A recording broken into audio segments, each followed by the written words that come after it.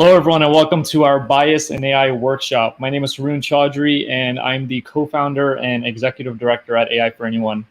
We're really excited today to be partnering with Black Girls Code on this virtual event. And for those of you that don't know, AI for Anyone is a nonprofit that's focused on improving the AI literacy of our audience. And over the past 3 years, we've been hosting in-person workshops, which we've delivered to over 1,500 students in New York, and online workshops, many which you may have attended previously, to over 60,000 people online.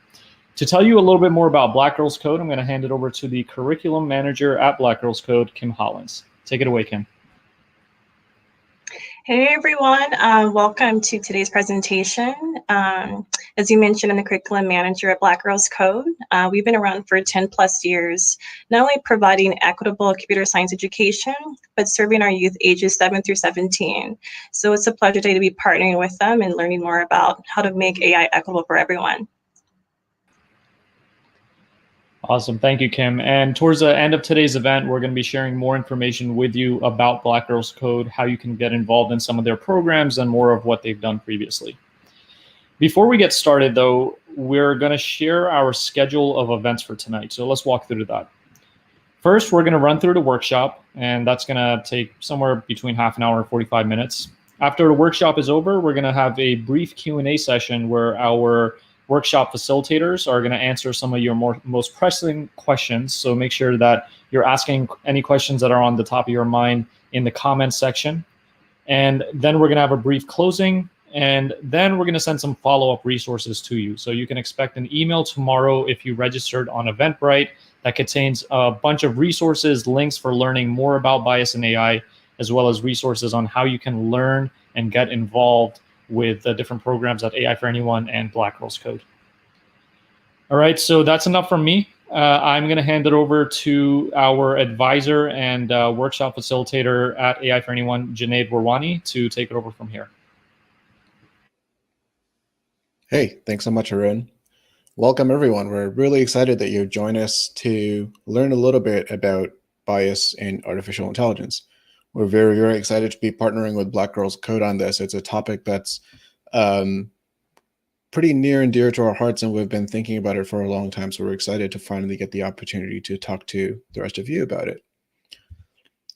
For today's workshop, we are going to have Kim Hollins as one of our presenters. You just saw her previously, but she is the curriculum and education manager at Black Girls Code. One of the folks who was instrumental in helping us develop this workshop, but unfortunately wasn't able to make it today to deliver the presentation, was Ayodele Odubela. She is a data scientist at Samba Safety and the founder of Fully Connected. And then we've got myself, Junaid. I work as an engineer at Jetty, and I am also an advisor here at AI for Anyone. One of the tools we're going to be using today just to make this workshop a little bit more interactive is called Slido, and it'll give us a chance to ask you some questions, hear some of your thoughts, and work that into the content that we're delivering. There's a very easy way for you to participate. If you're able to just whip out a smartphone or tablet or other computing device nearby, you can actually head over to slido.com and enter those 4 characters that are showing up on the left and 431, and you can participate in our polls. So I will give you all a few seconds to do that and try it out and start to participate in our workshop. So again, just head over to slido.com, enter those 4 characters and 431, and with that, you should be able to submit answers to some of our questions. And the first question, just where are you tuning in from? We're seeing a lot of people distributed all across the United States. We're also seeing some people tuning in from London, UK. It's pretty late there. It's great to see you on here. A lot of Canada and a lot of Washington, DC. Cool. So definitely keep that open, and we'll be doing lots more questions and polls as we're going through the remainder of the workshop. For today's workshop, there's 3 main learning objectives that we have set out for you. The first one is just an understanding of what do we actually mean when we're talking about bias in AI.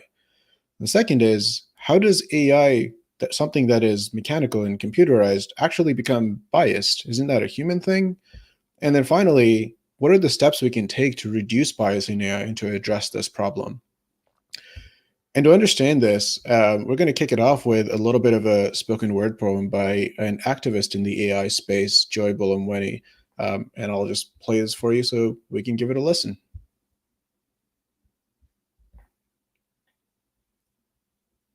Whose voice do you hear when you think of intelligence, innovation, and ideas that shape our worlds?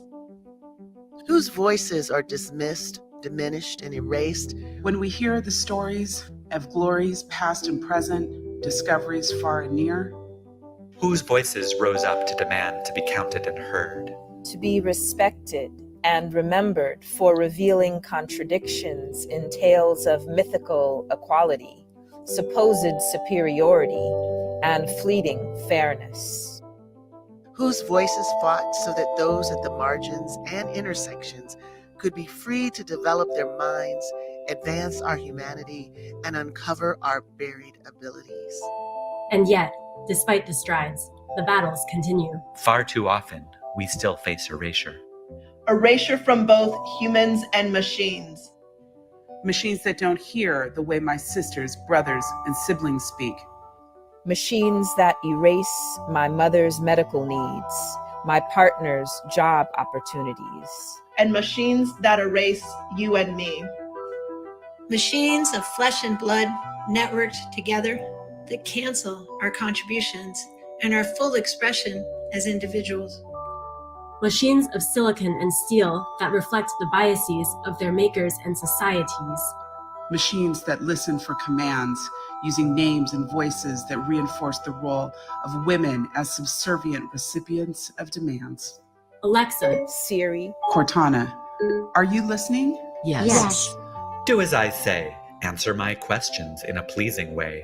Is it okay, Google and others, to capture data shared unaware, snatching snippets of intimate whispers? No.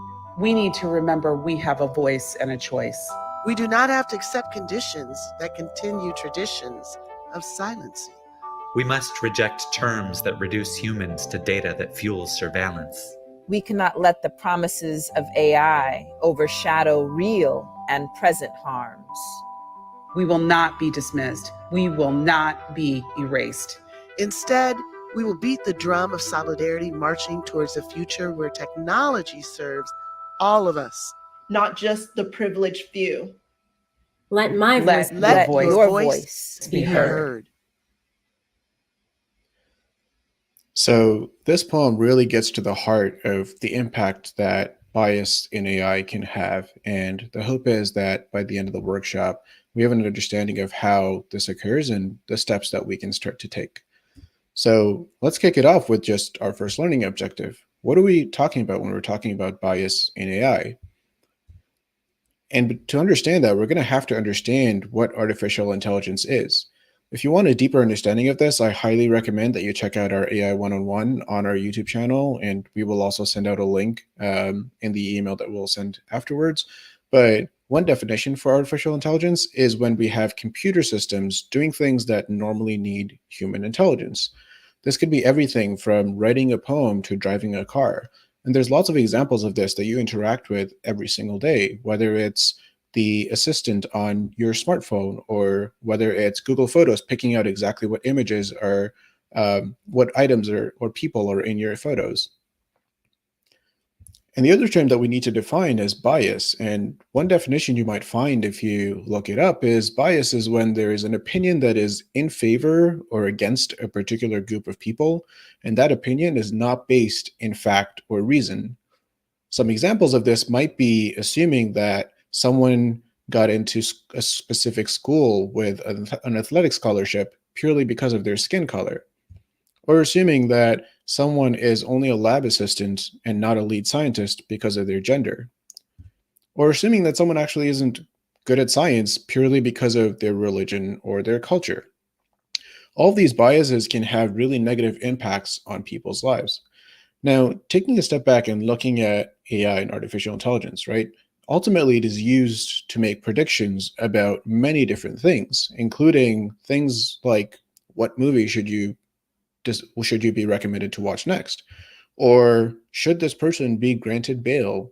Or is your face in a specific photo that is in a specific photo. And the question that I would pose to all of you is, which of these three do you think have the potential for harm if they are biased? The Netflix recommendation, granting bail, or facial recognition? And again, you can use the same tool that we use for interactivity. If you just head over to slido.com and you enter those 4 characters and 431, you can participate in this poll. And so I'll give you a few seconds to answer this question. Which of these 3 use cases do you think have the potential for harm if they're biased? A Netflix recommendation, granting bail, or facial recognition? So we're starting to see some answers trickling in.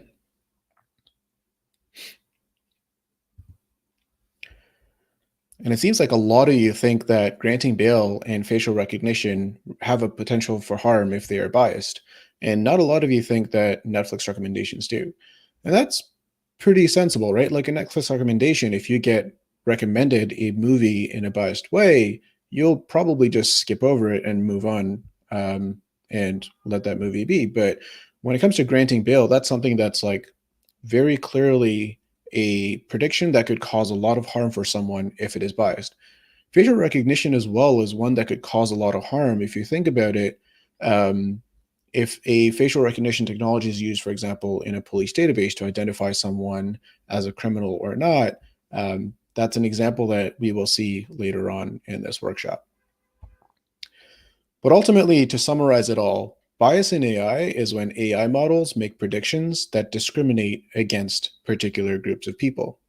And this is a problem that we're seeing talked about fairly often in the news. It's not a rare occurrence. For example, ProPublica found that in an algorithm that was actually predicting whether someone should be granted bail, the algorithm ranked Black people twice as likely as whites as to be higher risk. And those people ended up not actually reoffending. Or the Washington Post wrote about an algorithm that was used to determine which patients in a hospital need the most urgent care. And that algorithm tended to underestimate the health needs of the sickest Black patients.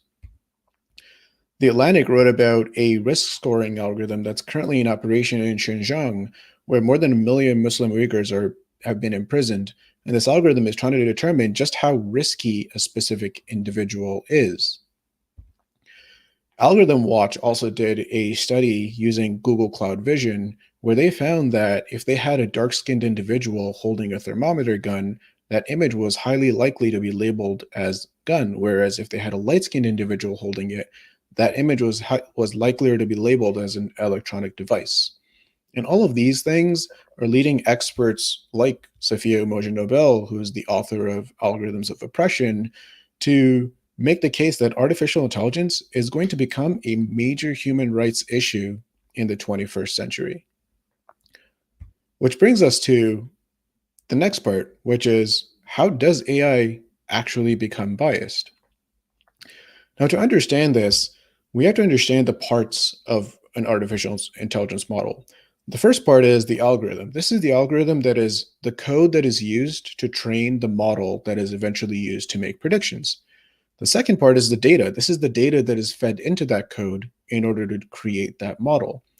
And finally, the third part is the team. These are the data scientists, the product managers, the business folks, all the people who come together to actually create this model and then put it in a place where it starts making predictions.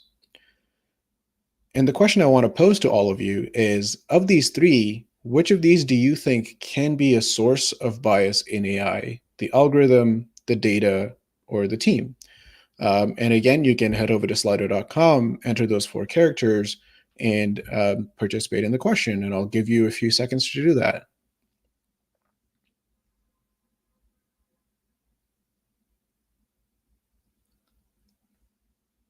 So we're starting to see some answers trickling in. I'll give you another few seconds.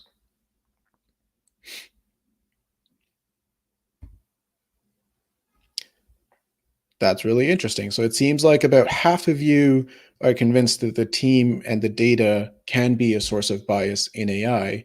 And a lot of you think that the algorithm is likely not a source of bias in AI.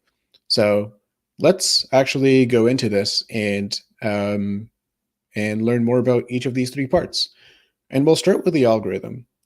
Now, when it comes to an algorithm, let's say that I was trying to build an algorithm that would determine whether my food photo looks good enough for me to post on Instagram. And if I were building a traditional algorithm, I'm going to have to sit and think about the things that I think make a food photo look good and just build those into the algorithm. And so I might decide that, you know what, if there are a lot of bright colors, or if there are grill marks, or if there's white space on the plate, that I'm going to increase the likelihood of this being a good photo. Whereas if there's a lot of shades of the same color, I'm going to decrease the likelihood. Now, that could be completely different than what someone else could decide. They could decide that, you know what, actually, white space isn't that important. Or maybe they'll decide that white space is actually a bad thing because that means that there's not enough food on the plate. Compare that to an AI algorithm, where the algorithm is basically designed to find patterns in data so that the predictions are close to the answers. This algorithm remains the same whether I'm trying to determine whether the food photos look good, or whether my pet's photos look cute, or whether my sunset photos are good enough to post on Instagram. So the algorithm itself doesn't have a lot of context built into it. And because of that, the algorithm is likely not a huge source of bias when building an AI model. Let's look at the second part, the data. And when it comes to the data, there's three specific steps that are involved. The first step is gather, where you're actually gathering the information and all the data that you're going to use. The second step is to clean, which means to format all of that information in a way that can be fed into your algorithm. And the third part is then, once you have used your algorithm to create a model, to test that model to see how accurate it is. When you're gathering your data, there's a few questions you need to ask. The first one is the data you're using already biased? Let me give you an example of that. Let's say you're building a model to figure out whether someone could be a good candidate for the presidency of the United States. Now, if you're doing that, you're probably going to feed in all of the people who have tried to become president and all the people who have succeeded at becoming president. And what you'll find is that the large majority of the people who've succeeded are white males.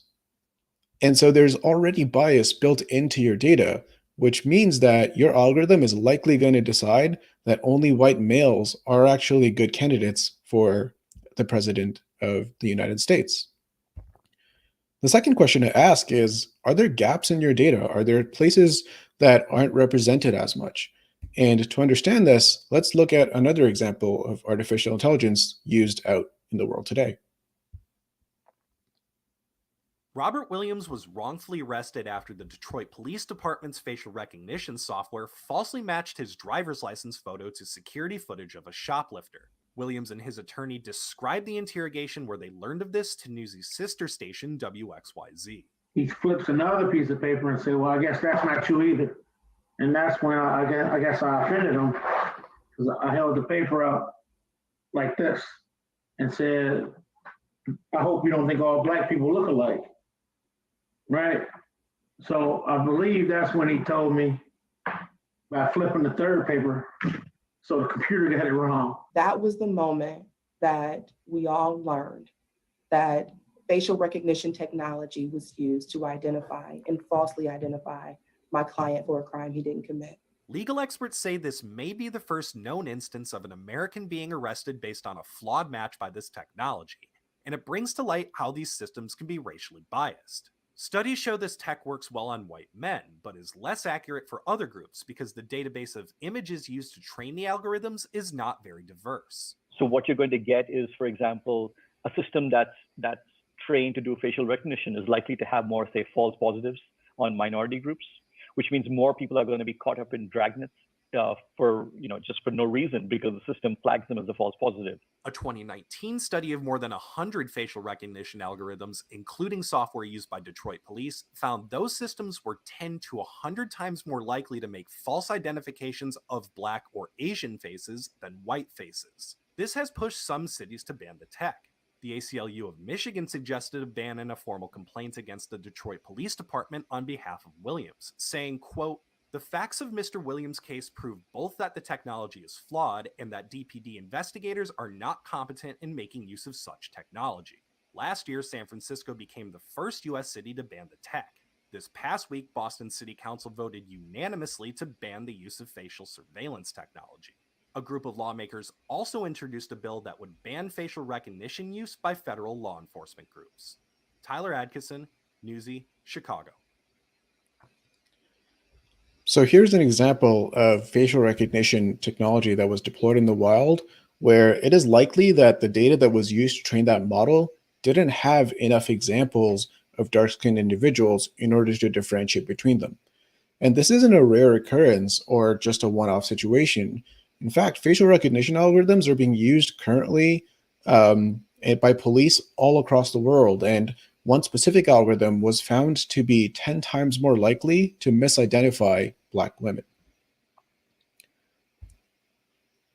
The next step when it comes to preparing to using the data is to actually clean the data. And so one of the questions you need to ask yourself is, how are you preparing your data? If you go back to the example we talked about earlier, where I was trying to build a model to figure out whether my food photo looked good, if I'm using an artificial intelligence algorithm to develop that model, I'm going to have someone decide which photos actually look good and which ones don't, and then put the definition into the model so that the model can find the patterns. But when I'm doing that, I can introduce my own biases in labeling this data. A lot of companies, when they're building these models, are actually going to use annotators or data labelers. These are usually people who are often in other countries distributed around the world, who are given images and told to label, or given other data and told to label that data of a specific category. This can introduce all sorts of cultural differences and biases from these people that you need to account for. The next question to ask yourself is, what information is actually relevant to what you're trying to predict? So let's do a quick exercise. Let's say that we were building a model that was going to predict whether someone will skip bail. And we have all of these different factors and information available for us about these people. We have their age, their income, the number of prior arrests, their current address, the type of crime they've committed, their ethnicity, their race, and their gender. So the question I'll put to you is, which of these features do we think we should include in our model to determine whether someone will skip bail? And again, you can participate on this at slido.com, and I will give you a few seconds to just hop on and try it out.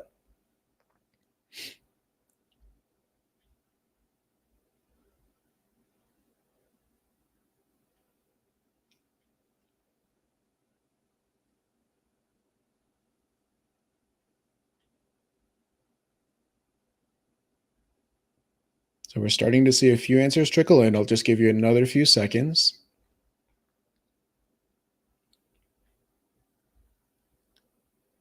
Let's look at the results. So a lot of you think that number of prior arrests should definitely be included, and the type of crime should definitely be included, but not so much about income or age, current address, gender, or ethnicity. Now, it's fairly obvious that if we start to include things like ethnicity or gender, that we can create ways that can introduce bias into our model. So it makes sense not to include those. But there's also some tricky situations there, right? For example, if we include the income and the current address, those two things are going to highly correlate to a person's race or their gender. As an example, it is a fairly well-researched fact that women tend to earn about 30% less than men, and so their income is going to be lower. Is your model then going to be biased against them? Or even think about the fact that the number one factor here that people are considering to include in a model is the number of prior arrests. But if you think about if a system already has a bias towards arresting a specific type of individual, and those people tend to interact with the justice system more often and get arrested more often, is our model then going to use that to perpetuate a bias that already existed in our current system? And the lesson to kind of learn from all of this is that trying to make our algorithms fair by blinding them to racial or gender or other data that can be discriminatory is really, really hard, and definitely a problem that a lot of people are trying to work through to solve. The last part of using data is where you actually test the model that you have now built. And the question to ask yourself there is, how are you testing the model? Now, the common way to do this actually is where, let's say I gather a whole bunch of data that I am going to build a model out of. What I would do is I would actually separate it into two different sets. One I would call my training data, and the second I would call my testing data.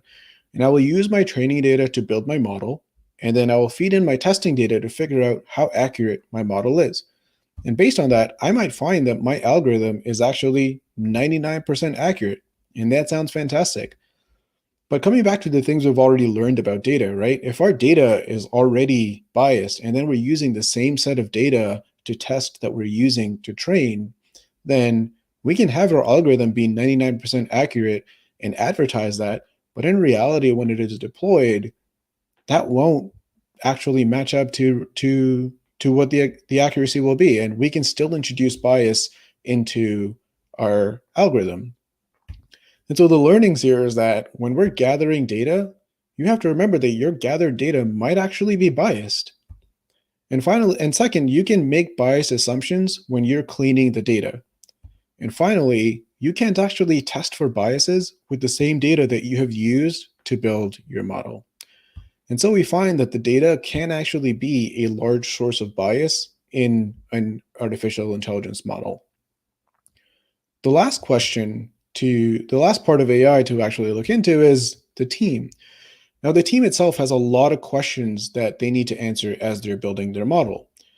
An example is, how do we define the goals for the model? Right? Let's say that, for example, a company is deciding to build an artificial intelligence model to determine which people are creditworthy of getting a loan. That company would very likely set their goal as, we want to be choosing the loans that are going to make us as profitable as possible. Now, if the goal is profit, let's say that the most profitable loans are going to be the ones that have the highest value. Those are going to end up being the ones that only people with really high income are going to qualify for. Is that going to be discriminatory? Another question is, what is actually an acceptable error rate? Is 90% good enough? 95%? 99%? Who decides that? And also, even if we do have a low error rate, do we want more false positives or false negatives? Let's go back to the example that we talked about building an algorithm that's determining whether someone should be granted bail. Let's say we have a 99% accurate model, but we have a lot of false negatives. That's going to mean that a lot of people are going to be denied bail, even though they fully deserve it because of those false negatives. And finally, we have to look into understanding whether there are any gaps on the team. A team that is actually building a model to determine whether someone should be granted bail will likely never have actually interacted with the justice system in a meaningful way. Or a US-based team might not have the cultural context to understand that someone who's wearing a long top might not actually be wearing a dress. That could be a whole bunch of other different types of outfits that are worn in different areas. All through this, there are a lot of philosophical questions that the team has to think about and answer when building their model. Those models don't have scientifically rigorous answers or mathematically rigorous answers. And through all of these questions that they're trying to answer, what we need to ask is the team actually incentivized to reduce bias? Unfortunately, the answer is often no. And that's how we find that out of the three parts of AI, the data and the team can be really huge sources of bias. Which brings us to our third learning objective. How do we actually reduce bias in AI? And to walk us through that, I will pass it off to Kim. Awesome. Thanks, Junaid. So as we move into this third learning objective, how can we reduce bias in AI? Hopefully we have a clear understanding of where a lot of the bias in AI is coming from. But first, let's review just a couple of use cases, and then we can consider how we can reduce bias in AI as it relates to similar examples that we may see in our society. So Black women earn 61 cents for every $1 earned by white men for the same job. Should a Black woman be deemed equally creditworthy as a white man earning 1/6 times what she earns?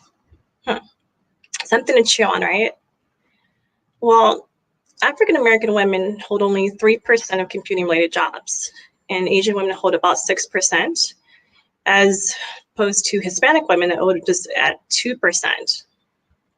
So when we consider this information, a different way of framing this question we have on the slide is, who can we hold responsible for being part of the solution? Well, let's look at the builders of AI. So let's consider the people who build AI and what they can do to support reducing bias in AI. For example, FairML, which stands for Fair Machine Learning, is a software tool that tries to evaluate your AI model and also indicates errors in data that may be biased against specific groups. Now, over the past few years, fairness has emerged as a matter of serious concern within machine learning. Organizations like Arthur AI, for example, partner with businesses and organizations to deploy AI systems. They also help to monitor the performance of the AI model, which then screens for bias in the data. And this helps to reduce the risk of automated decision-making, which can be pretty dangerous if it's uncontrolled. Now, what else can help? Well, reevaluating the entire AI process. So we start with an inclusive team, which is racially and culturally diverse. Evaluate your models for bias. Have the people who will be impacted by this in particular really take the time to not only consider how they're influencing it, but how it makes sense to then intervene. So in other words, have humans in the loop for critical decisions. Continuously monitor your models. And remember, just because it works today does not mean it'll work the same in later times or in a different city or country. There's always going to be cultural implications to this. Now, what does this mean to build for AI for everyone, for what we want to live in? Perhaps we can consider our role and others' role in modern internet, but what about building fairness in the AI industry? This leads us to our next question.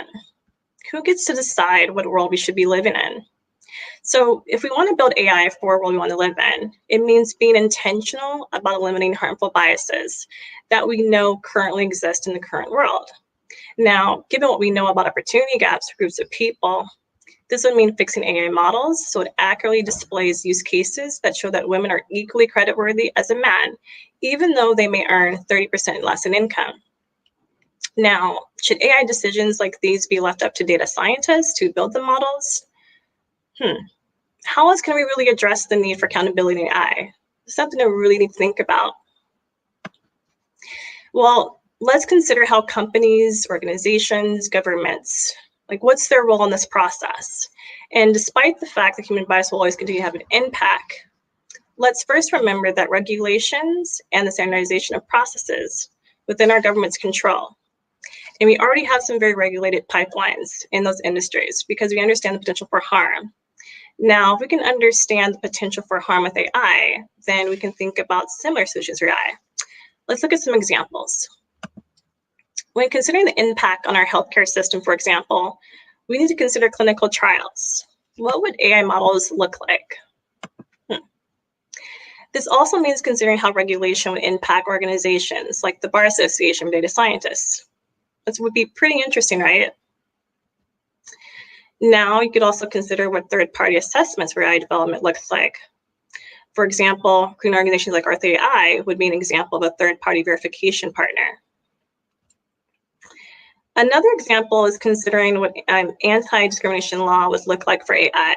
So, for example, in 2019, the Algorithm Accountability Act was introduced in Congress, which is an important step for monitoring AI models and use cases among businesses and organizations. But what else can we do as individuals? Well, we can do a fair amount of things. And here are some suggestions that we'll use to understand, question, and educate each other on AI. First things first, let's take the time to understand what bias in AI is. How does it happen? And how does it impact people? Technological biases start as human biases, first and foremost. Technology does not spontaneously get a bias. If we're not thoughtful about bias, we will simply end up automating it. Next is the question. Don't trust the algorithm. Ask how it was developed, ask how it was tested, and ask how they try to mitigate the bias. And last but not least, Let's educate each other. Share this knowledge with others, teach others, understand and question, advocate for solutions with your own companies, your communities, and your broader governments. And with that being said, I'll pass it back to Janae to help summarize the content. Thank you. Thanks, Kim. So we started our workshop today with 3 learning objectives. And here's what we learned. We learned that bias in AI is when AI models make predictions that discriminate against particular groups of people. And we learned that the primary sources of bias in AI are the data and the team building the model.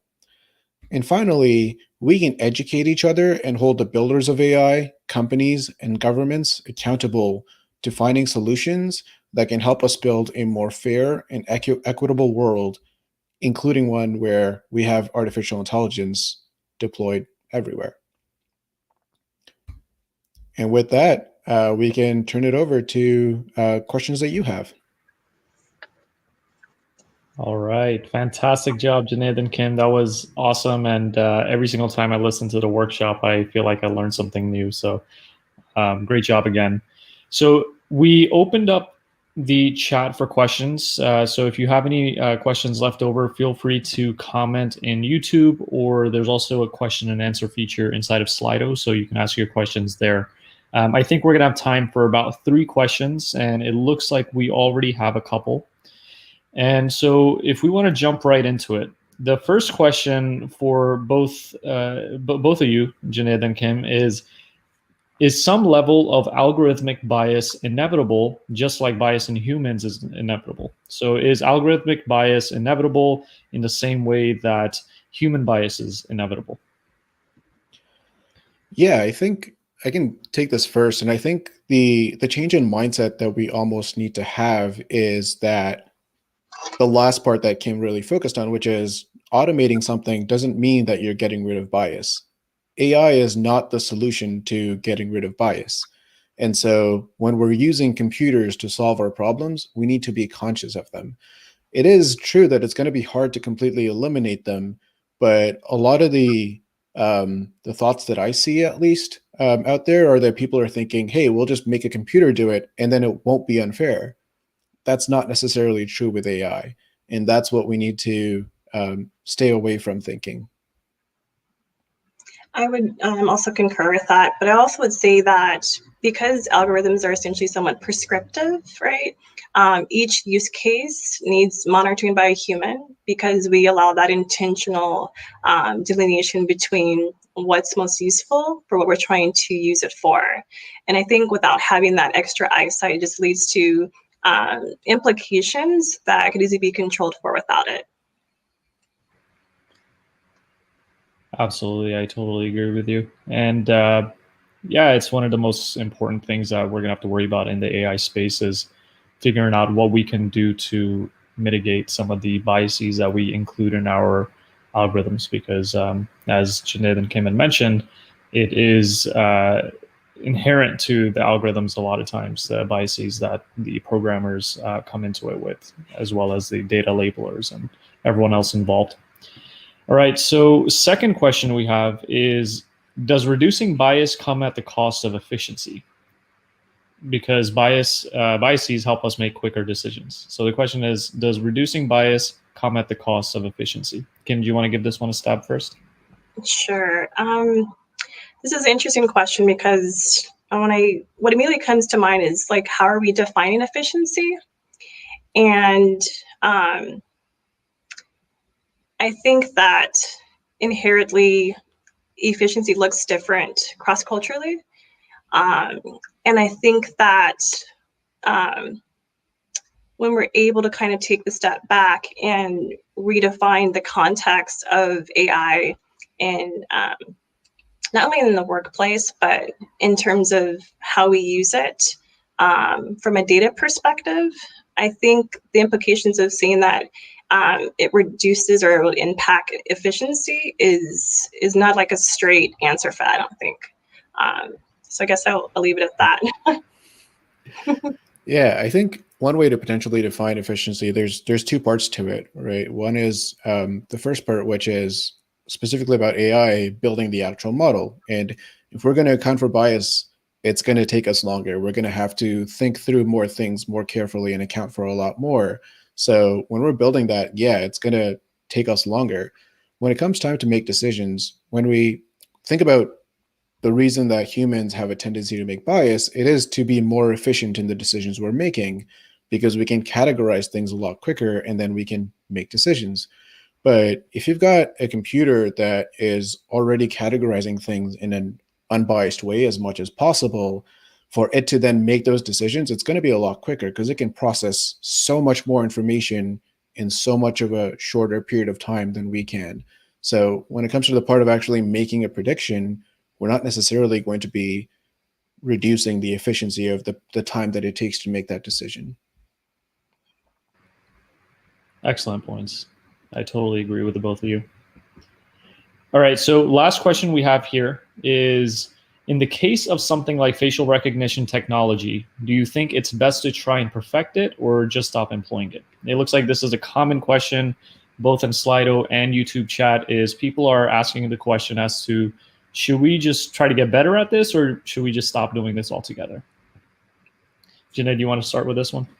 Sure. So one thing I usually try to avoid personally in the workshops that I've been giving, especially in schools, is to be prescriptive about the things that I think, because I think the very first step is just being able to have these conversations, right? And I'm really glad to hear that people are thinking about this, because this is what we're trying to increase and improve with AI for anyone, is that people have the understanding so that they can start to have these conversations. Now, I'm not going to use that to cop out of giving you my opinion on that. I personally think that facial recognition is a very, very useful technology. We can use it in a lot of different places, but we have to be thoughtful of the context in which we're using it. So, for example, does it make sense for it to be used on police databases when when the police officers aren't even properly trained to understand what it means or how it's used or the potential impacts that it can have, right? So if we're using facial recognition for Facebook to figure out that, hey, that's your photo that your friend just put up and tag you in it automatically, great, that's awesome. But if we're going to use it to put people behind bars, there should be a much, much different conversation happening about whether we should be doing that. Yeah, absolutely. I'll briefly just add, given the fact that technology is advancing so fast as it is, it's also like a moral question in terms of, technology is advancing maybe faster than humans have been able to evolve. And I think what's also interesting is that humans are given so much control and power over how to shape and even perhaps control who gets access to certain technologies that are evolving, that is just an imperative that we continue to not only provide access to education like this so that people can stay informed, but it's just imperative that we also allow ourselves the time and patience to really dive deeper. And there's so much research online regarding AI right now. So I would encourage everyone to continue to do their research and to share this with others. Yep. I think that both of you nailed it on the head. I mean, I think it's one of the biggest things that we try to preach at AI for Anyone is that artificial intelligence is very much a double-edged sword, and it's incredibly powerful, and it can be used for incredibly bad things as well as incredibly good things. And so we want to try and harness its power to the best of its ability and for as many good reasons as possible, while mitigating the negative applications of it as much as possible as well. And as Kim and Janet had mentioned, educating ourselves on what biases in artificial intelligence are, how they come about, and how we can prevent them. That's the very first step that we can take to make sure that we continue to advance the technology, but make sure that we're moving down a path that's not dangerous to everyone. So with that being said, I think we can close off the Q&A. So thank you both, Junaid and Kim, for a wonderful workshop and a wonderful Q&A section. If you'd like to continue the conversation, if you have more questions, we actually just set up a AI for Anyone community. You can check it out at community.aiforanyone.org, and you can ask your questions in there, and our team, including myself, Janid, and we'll see if Kim's able to make it into there as well, can answer some of those questions, and we can continue the conversation in there. So what you can expect tomorrow is to receive a follow-up email, and that will contain a bunch of resources for how you can learn more about AI, specifically bias in AI, how you can learn more about AI for anyone, how you can learn more about Black Girls Code, what we're working on, how you can get involved with what we're working on, as well as other resources that you may find helpful. So be on the lookout for that. As always, thank you very much for joining. You are the reason that we continue to put up these types of online workshops. And if you have any suggestions for future workshops that you want us to do, please let us know. And we're looking forward to seeing your feedback and your suggestions inside of social media as well as the community. So thank you all, and have a good rest of your day or night.